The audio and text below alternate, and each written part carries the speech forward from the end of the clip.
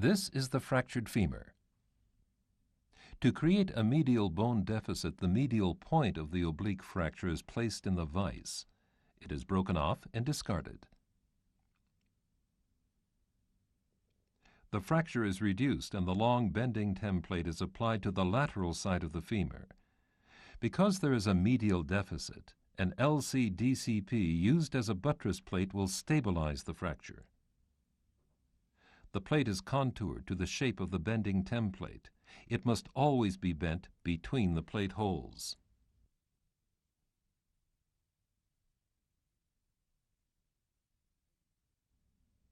The plate is fixed to the lateral side of the femur with the forceps.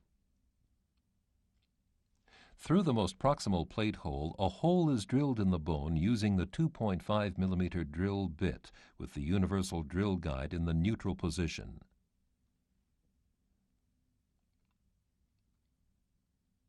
The screw length is determined with the depth gauge.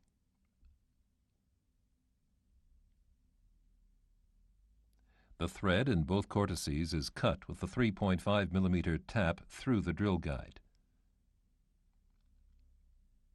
The 3.5 mm Cortex screw is inserted.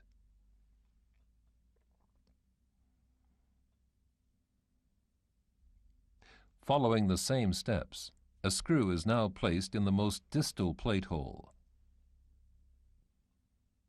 The plate holes are alternately filled with screws throughout the length of the plate.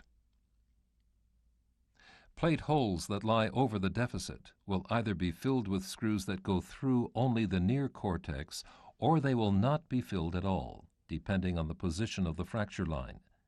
Clinically, the bone defect is filled with cancellous bone graft. Because of the deficit in the medial cortex, the plate functions as a buttress and provides adequate stabilization for this fracture.